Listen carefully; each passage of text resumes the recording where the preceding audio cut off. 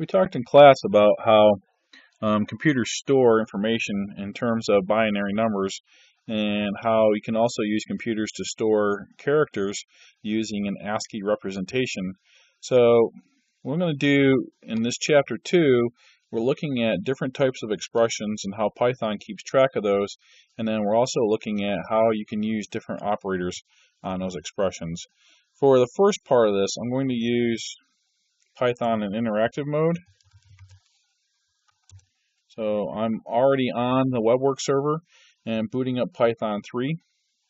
And I'm going to use the type command, which is a built-in command in Python. And I'm going to ask it for the type of the number 5.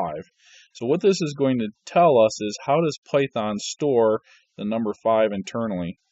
And what it comes back with is it stores it as a class. That's a built-in word, and class is something we'll get to at the end of the term, but it's a class int, which is different from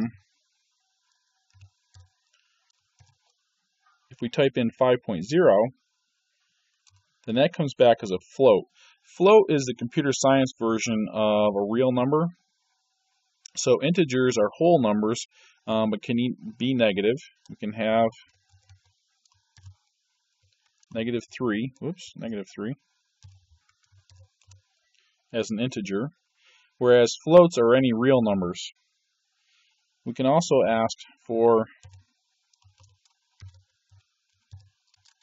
the type of a string that we put in, and it comes back as string.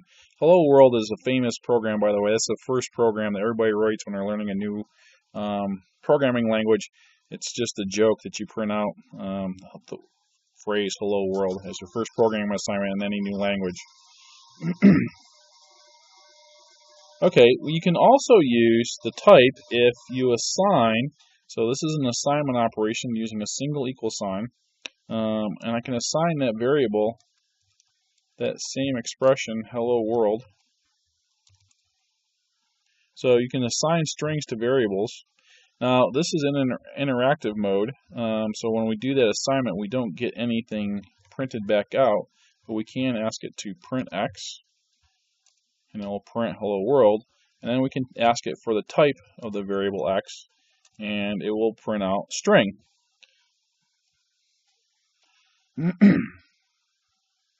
Now, I want to be careful here in that a single equal sign is different from a double equal sign.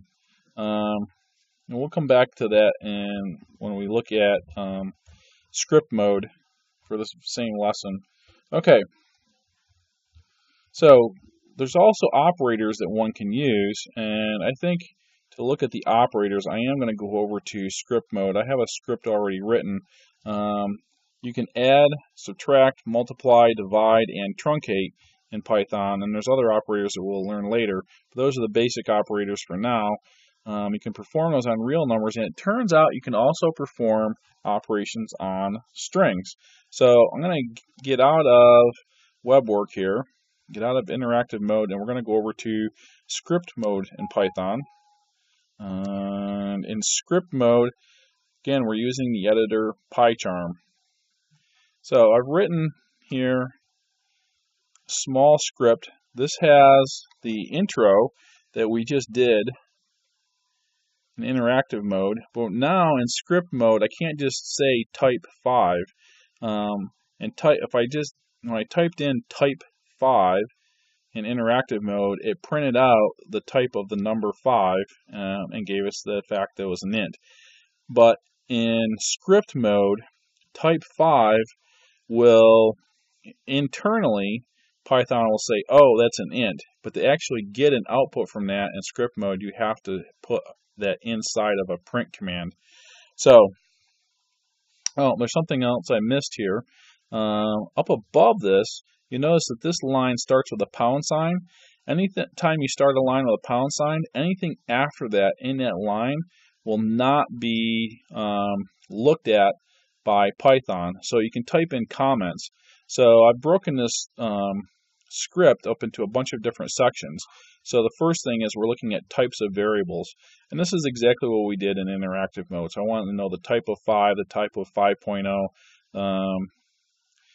the type of 5 in quotes is going to be different from the type of 5 without quotes, and the type of 5.0 in quotes is going to be different from the type of 5.0 without quotes, and then the type of hello world. It turns out that in Python and lots of programming languages, if you type in \n, it gives you a new line in your output. You use that so that the output, when we actually print this stuff out, will also be broken up, kind of like I've broken up the script using comments. So I'll put a \n in here to give us a new section. So if we run this, just looking at the first few lines, the type of 5 is an int, the type of 5.0 is a float, we've seen that. When you put anything in quotes, like the 5 or the 5.0 or hello world, those are all what Python treats as strings. So anything in quotes is going to be a string. This, notice also that anytime we have a print, this class int is the type of 5. When you print it, after that print command is done executing, it starts a new line. So we go down, when we go to print type 5.0, that's going to go on the next line down. Print type of 5 in quotes, that's going to go on the next line down, and so on. And then we get to this print \n, that puts us on a new line down here. And now we go down to the next section. So this first section is just looking at the types of variables. In the next section, I just want to point out that you can, if you want, assign strings to variables. So I am assigning the string hello world to the variable x. I can ask it for the type of the variable x. I can print x, and then this is going to be the new line. So if I do that, then what I find out is that hello world, or the variable x, has type string. So x is a string, and then if I print it out, I get hello world. Okay, this is going to come up in a further section, but I wanted to just point this out. There's a difference in computer programming of a single equals versus a double equals, and this is an important difference, and not something that we really think about too much in mathematics. There's a difference between assigning something to a variable. So up above, I have x equals hello world. That means I want x to be assigned the value hello world. But what if I want to compare two things? What if I want to know if, for example, x is equal to 2 or x is equal to hello world? So when you're doing a comparison like that, you actually use a double equals. So down here I'm asking, is x equal to hello world without a space, and is x equal to hello world with a space? And the answer is no, x is not equal to hello world without a space, but it is equal to hello world with a space. So it compares x character by character with these strings in here. And in this case, the first case, it fails right here when up here x has a space and this string has a w. And it says, no, those two things are not equal to each other. But it is equal to hello world with a space. And then the \n again gives us a blank line.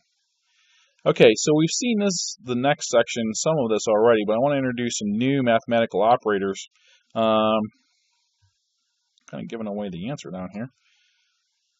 So you can add integers and real numbers. You can subtract integers and real numbers.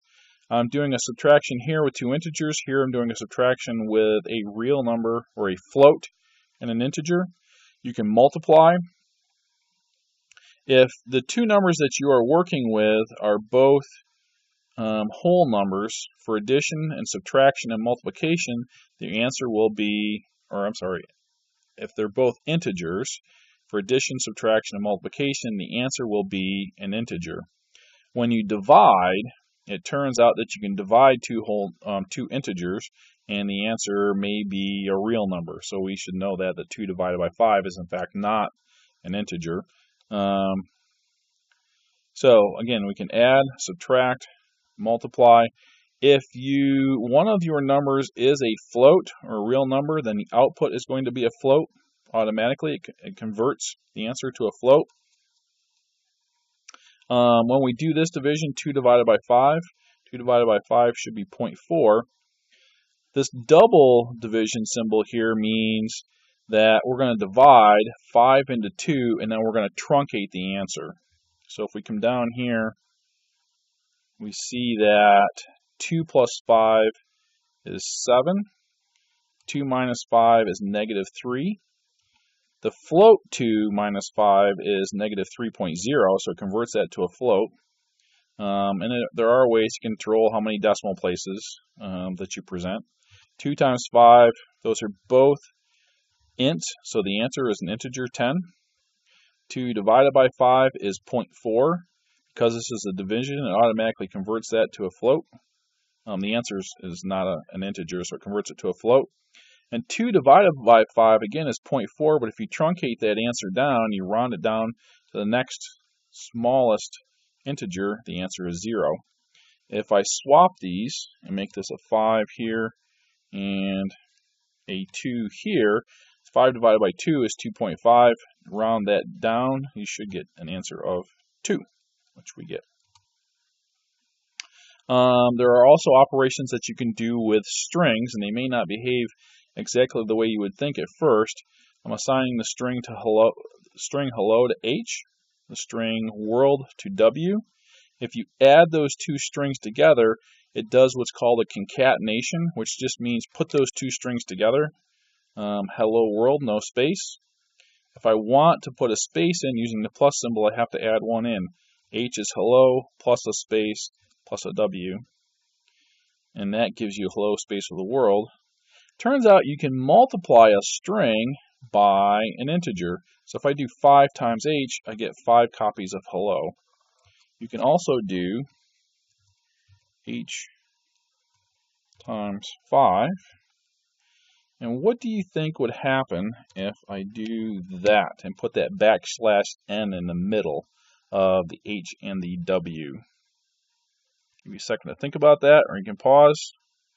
And if I run this, then what happens is it prints out hello. The \n becomes a new line. So we go down here. Then it prints out world. Then the print command is done, so it goes to another new line, and then the H times 5 gives us 5 copies of hello. So there are some Python tricks for you to work with.